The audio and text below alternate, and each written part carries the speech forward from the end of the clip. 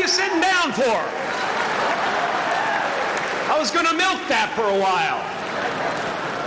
You guys can stretch that out in post, right? You can make that longer in the edit.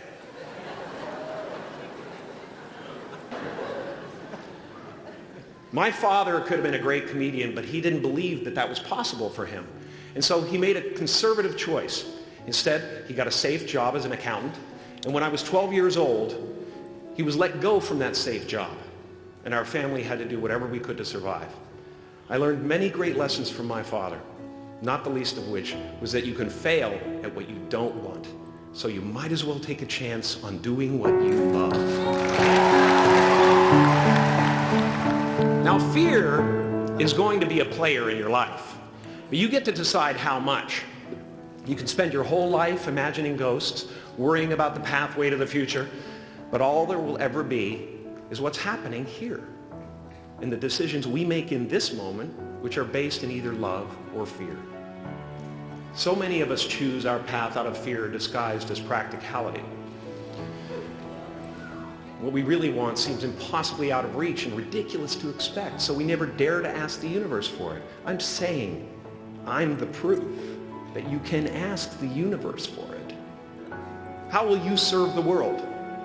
What do they need that your talent can provide? That's all you have to figure out. As someone who's done what you're about to go and do, I can tell you from experience, the effect you have on others is the most valuable currency there is.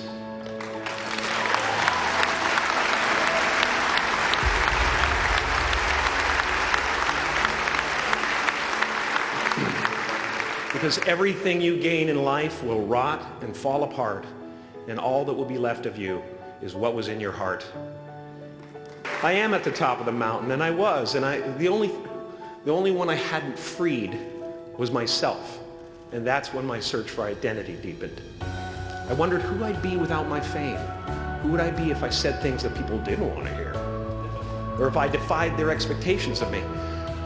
And that peace that we're after lies somewhere beyond personality, beyond the perception of others, beyond invention and disguise, even beyond effort itself. You can join the game, fight the wars, play with form all you want, but to find real peace, you have to let the armor go. Your need for acceptance can make you invisible in this world. Don't let anything stand in the way of the light that shines through this form. Risk being seen in all of your glory.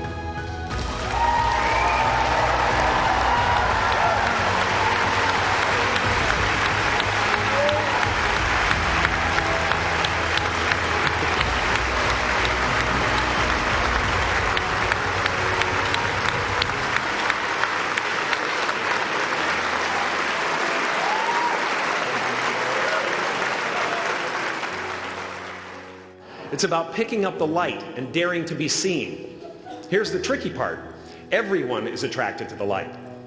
The party host up at the top, who thinks unconsciousness is bliss and is always offering to drink from the bottles that empty you. Misery below her. Despises the light, can't stand when you're doing well. Wishes you nothing but the worst. The Queen of Diamonds, under him, needs a king to build her house of cards. And the hollow one down bottom there will cling to your leg and say, please don't leave me behind, for I have abandoned myself. Even those who are closest to you and most in love with you, the people you love most in the world, will find clarity confronting at times. Because ultimately, we're not the avatars we create. We're not the pictures on the film stock. We are the light that shines through. All else is just smoke and mirrors, distracting, but not truly compelling. I've often said that I wished people could realize all their dreams and wealth and fame, and so that they could see that it's not where you're going to find your sense of completion.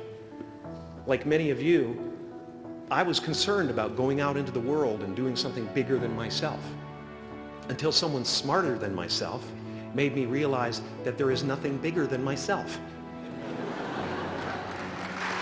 My soul is not contained within the limits of my body. My body is contained within the limitlessness of my soul.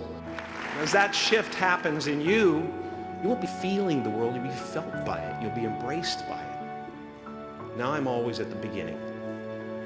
I have a reset button, and I ride that button constantly. Once that button is functioning in your life, there's no story that the mind could create that will be as compelling. The imagination is always manufacturing scenarios, both good and bad, and the ego tries to keep you trapped in the multiplex of the mind. And if you listen to it, there will always be someone who's doing better than you. No matter what you gain, ego will not let you rest. It will tell you that you cannot stop until you've left an indelible mark on the earth, until you've achieved immortality. How tricky is this ego that it would tempt us with the promise of something we already possess? Our eyes are not viewers, they are also projectors that are running a second story over the picture that we see in front of us all the time. Fear is writing that script, and the working title is, I'll Never Be Enough. As far as I can tell, it's just about letting the universe know what you want and working toward it while letting go of how it comes to pass. Your job is not to figure out how it's going to happen for you, but to open the door in your head. And when the door opens in real life, just walk through it.